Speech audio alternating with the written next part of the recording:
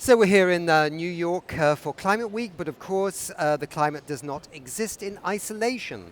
All of the Earth's systems on the land, in the ocean and in the atmosphere are intrinsically connected. So a sustainable future means addressing the threats to our oceans, and there are many. To learn more about this topic and the work being done around it, we're happy to welcome Michelle Carnevale. Carnevale. Carnevale, okay, it's more Italian, isn't it?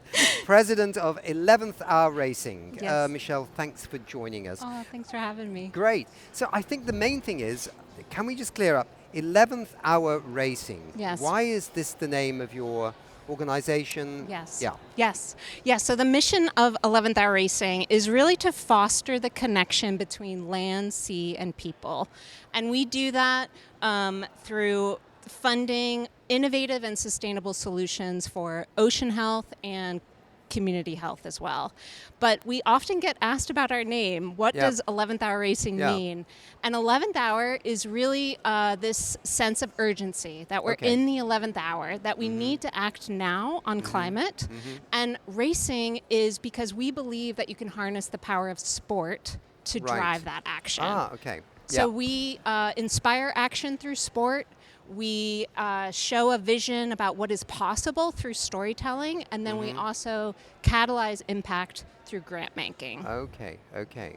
So very interesting indeed. And so I've seen your exhibition, if I can call it that, here at the Nest Climate Campus here at New Yes. York Climate Week. And so there's this wonderful, slightly dark part of the room you go through with lots and lots of the creatures, some of them almost invisible to the human eye, that are in our ocean systems, and how beautiful they are, but also what kind of crucial jobs they do for humanity. Yes. And then you pass around the other side, come out into the, I wouldn't say sunlight because we're in a building, but it feels a bit more like sunlight, into a kind of more land, what's happening on the land, and some of the creatures and some of the plant life that contribute to that. So you're actually making a link between the land and the oceans very clearly, right? Yes, Because definitely. they're totally interlinked, yeah? Yes, so ocean health really starts on land, and Yeah. what we try to communicate through these exhibits and storytelling and just using different communication methods is how connected systems are, and particularly how soil health and ocean health are connected.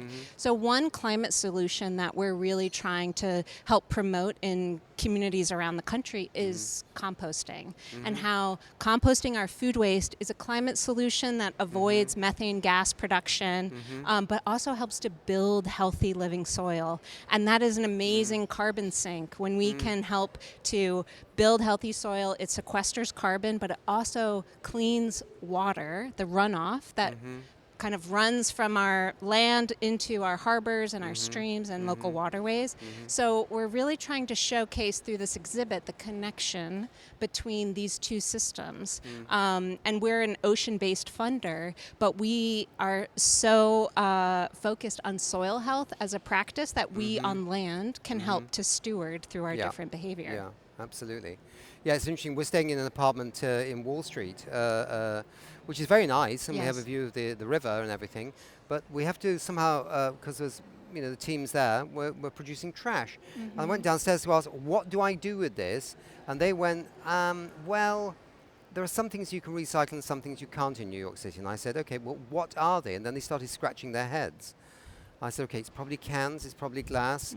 What about the organic material? Can we compost that? And they were like, not sure. I said, what a waste. Yes. Because it's very classic in Europe that most people do Yes. compost to a certain extent. Yes, and in New York City, they are starting to launch some composting in the Okay. different boroughs.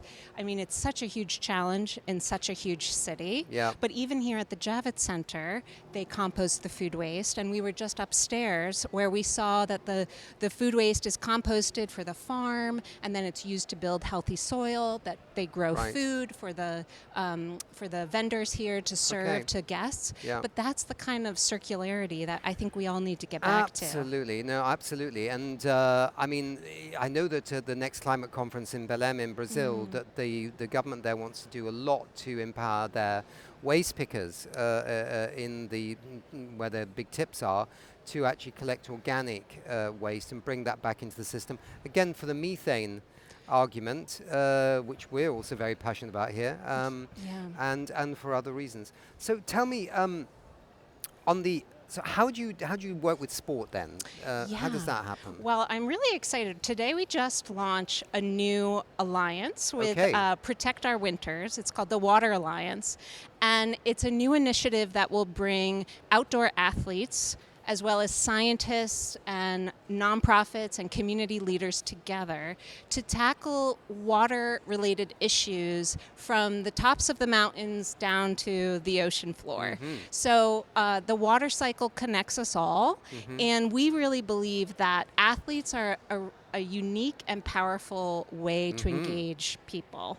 I think sometimes climate science and all of these issues can be very overwhelming, and we find that people connect with stories more so than statistics. And offshore sailors in particular are amazing storytellers because they see parts of our planet that most of us never will. And even when they're in the most remote parts of the ocean, like the Southern Ocean, where the closest people are actually on the space station because they're so far from land, they're still seeing the impacts of humans' behavior. Plastic pollution in the ocean. They're seeing changing weather patterns and changing ice patterns and currents. And having them relay these stories back to people is a way to engage people on climate change in a new and different way. But it's also really important to make sure that they're backed by real science and the data behind it. So combining the two through this Water Alliance is, I think, a really exciting way that we're combining efforts with Protect Our Winters to create more impact and engagement around climate change policy and practices in communities around the U.S. Yeah, I think you're absolutely right. And people, people need to identify with somebody. And if it's not their next door neighbor, they can certainly identify with sports people. Yes. And because they feel, well, they're doing something courageous, they're worth listening to. Yes.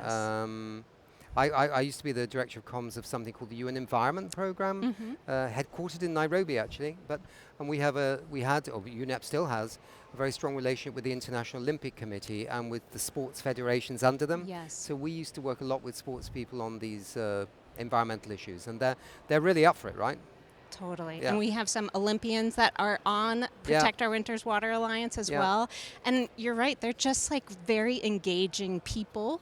And people connect with people who care and have amazing stories to share. So now you need all the American football teams to get behind it, and we need all the British, what you would call soccer teams, that we call football teams behind it, and Italian ones too. Yes, definitely.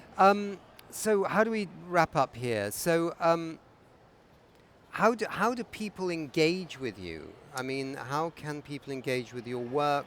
How can people engage with supporting you? Tell us a bit about that. Yeah, well, we would love for everyone to join us and follow us online at 11thhourracing.org, as well as our social media channels, 11th Hour Racing. There's so many different ways that people can get involved in different solutions. There are big climate solutions that involve climate policy and lots of advocacy, but there's a lot of behavior change that can happen in your own backyard and your own home. And so we try to share messages across that whole range of solutions because it won't be just one thing. We need collective action across all different types of efforts. So 11th Hour Racing at social channels and 11thhourracing.org. We'd love for people to follow us and join us. That's good. Now, just say one thing about behavioral change. I was just thinking about composting, actually, just floated into my head. But the UK, I'm not saying the UK is great at everything, but the UK has really advanced the amount of food waste that's actually cut going to tips.